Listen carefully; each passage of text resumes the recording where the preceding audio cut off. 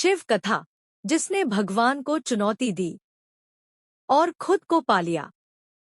इस संसार में दो तरह के लोग होते हैं। एक वो जो भगवान पर आंख बंद करके विश्वास करते हैं, और दूसरे वो जो हर चीज को सवालों की कसौटी पर कसते हैं।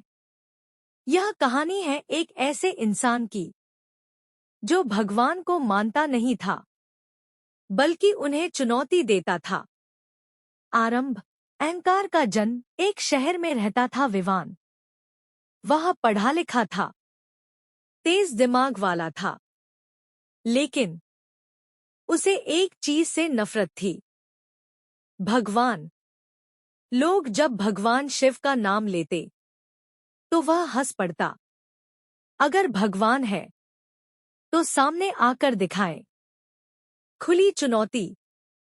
एक दिन उसने मंदिर के बाहर खड़े होकर कहा, अगर सच में कोई शिव है तो मुझे रोक कर दिखाए। लोग डर गए। कुछ ने उसे समझाया, लेकिन विवान नहीं माना। पहला संकेत। उस रात वह अपने कमरे में सो रहा था। अचानक उसे लगा जैसे कोई उसे देख रहा है, लेकिन जब उसने आंख खोली तो कोई नहीं था। अजीब घटनाएं। अगले कुछ दिनों में उसके साथ अजीब अजीब चीजें होने लगी। काम बिगड़ने लगे, दोस्त दूर होने लगे, हर चीज उसके खिलाफ जाने लगी। लेकिन फिर भी उसका अहंकार कम नहीं हुआ। अंतिम चुनौती। एक रात वह गुस्से में बोला, अगर तू है तो सामने आ, या फिर मान लूं कि तू कुछ नहीं है। अंधकार का द्वार। अचानक कमरे की लाइट बंद हो गई। चारों तरफ अंधेरा छा गया, और उसी अंधेरे में एक भारी आवाज गूंजी, तुमने मुझे पुकारा है। विवान का दिल तेज धड़कने लगा। कौन? और तभी अंधेरे से एक विशाल आकृति उभरी। जटाएं, त्रिशूल, तीसरी आंख। महाकाल। डर का सामना। पहली बार विवान डर गया। उसका शरीर कांपने लगा। वह भागना चाहता था, लेकिन उसके पैर जैसे जकड़ गए थे। महाकाल का प्रश्न। महाकाल बोले, तुमने मुझे चुनौती दी, अब जवाब सुनने की हिम्मत है? अहंकार का टूटना। विवान चुप था। उसके पास कोई शब्द नहीं थे। महाकाल ने कहा, तुम मुझे बाहर ढूंढते हो, जबकि मैं तुम्हारे अंदर हूं। सत्य का प्रहार। तुम्हारा गुस्सा, तुम्हारा डर, तुम्हारा अहंकार, यही तुम्हारा असली शत्रु है। विवान की आंखों से आंसू बहने लगे। उसे पहली बार समझ आया कि वह खुद से ही लड़ रहा था। असली परिवर्तन। वह जमीन पर गिर पड़ा और बोला, प्रभु, मुझे माफ कर दो। महाकाल शांत हो गए और बोले, मैं सजा देने नहीं, जगाने आता हूं। नया जन्म। अगली सुबह विवान की आंखें खुली। सब कुछ सामान्य था, लेकिन वह अब पहले जैसा नहीं था। अंदर की खोज। अब वह मंदिर जाता था, लेकिन मांगने नहीं, समझने। कथा का अंत। एक सच्चाई। विवान को आखिरकार जवाब मिल गया। भगवान को चुनौती देना गलत नहीं, लेकिन उन्हें समझे बिना नकारना सबसे बड़ी भूल है। शिव कथा पाठ 2। जब चुनौती देने वाला भक्त बन गया। और फिर शुरू हुई असली परीक्षा। जहां पार्ट 1 खत्म हुआ था, वहीं से कहानी और खतरनाक मोड़ लेती है। विवान अब बदल चुका था। उसका अहंकार टूट चुका था, और अब वह भीतर की खोज में लगा था। लेकिन सिर्फ भगवान को मान लेना ही अंत नहीं होता। असल खेल तो उसके बाद शुरू होता है। शांति से पहले का भ्रम। कुछ दिनों तक विवान को ऐसा लगा जैसे उसे सब मिल गया हो। मन शांत, सोच साफ, जीवन आसान। उसे लगा अब सब ठीक है। लेकिन यही सबसे बड़ा भ्रम था। अचानक गिरावट। एक दिन उसका बिजनेस अचानक गिर गया। नुकसान पर नुकसान। दोस्तों ने दूरी बना ली, घरवालों ने सवाल उठाने शुरू कर दिए। मन का संघर्ष। विवान सोचने लगा, मैंने तो भगवान को मान लिया, फिर मेरे साथ ऐसा क्यों?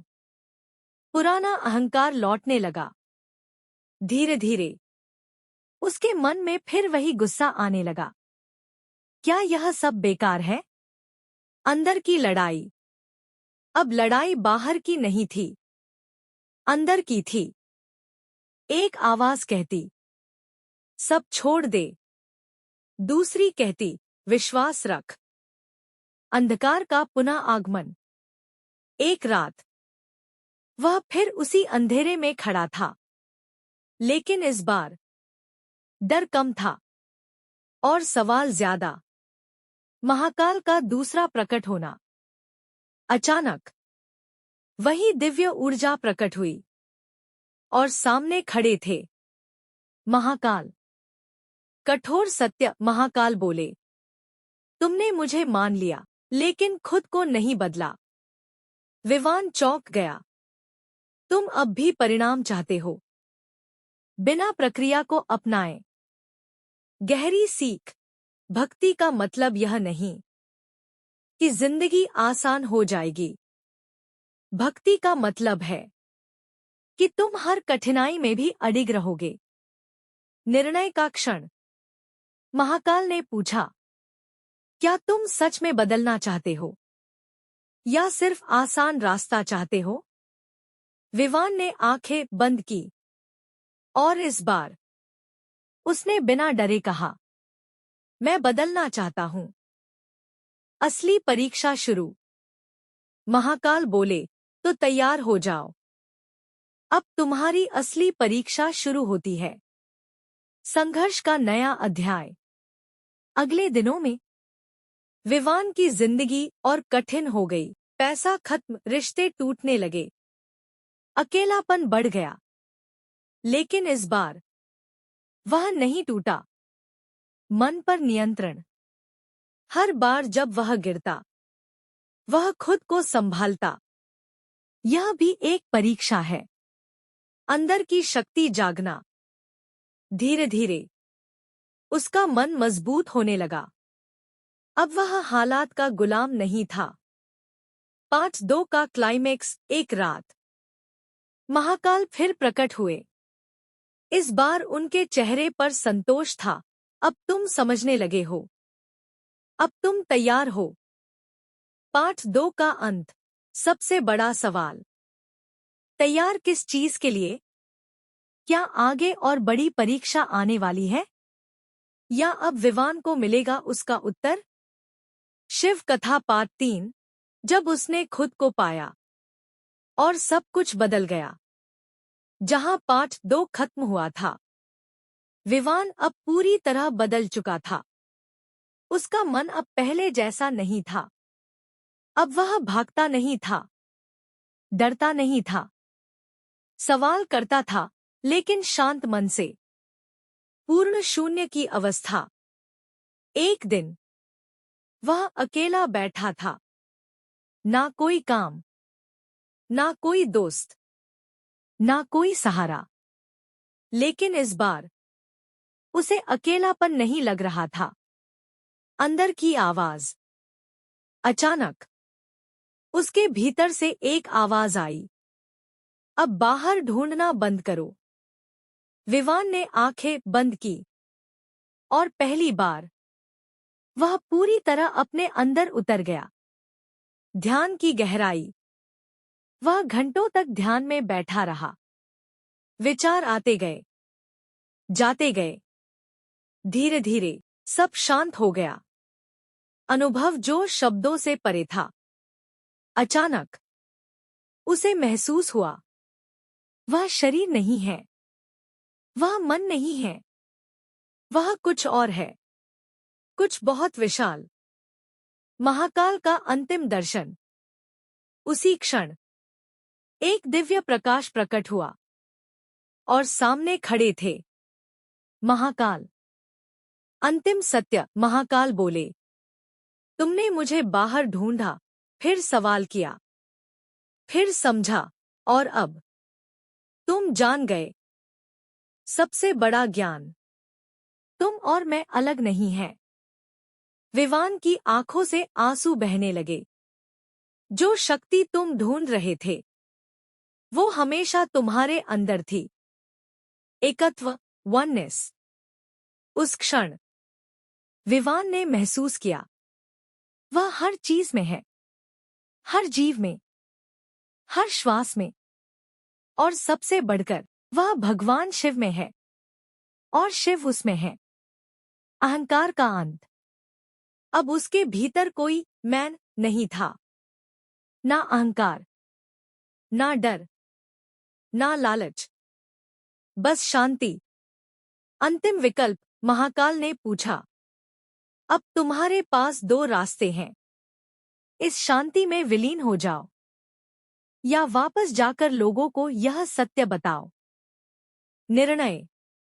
विवान ने कुछ पल सोचा और फिर कहा, मैं वापस जाऊंगा, क्योंकि अभी बहुत लोग अंधेरे में हैं। वापसी एक नए रूप में। जब उसने आंखें खोली, वह फिर उसी दुनिया में था, लेकिन अब वह वही इंसान नहीं था। नया जीवन। अब वह लोगों को ज्ञान देने लगा, लेकिन शब्दों से नहीं, अपने अनुभव से। कथा का अंत, लेकिन संदेश अनंत। विवान की कहानी यहीं खत्म नहीं होती, क्योंकि वह हर उस इंसान में जिंदा है जो खुद को खोजने निकलता है। फाइनल सीख। Ultimate truth. भगवान को पाना मतलब खुद को पाना। सबसे बड़ी यात्रा बाहर नहीं, अंदर होती है। जब अहंकार खत्म होता है, तभी सत्य मिलता है। महामंत्र। ओम नमः शिवाय। यह सिर्फ शब्द नहीं, यह तुम्हारी असली पहचान है।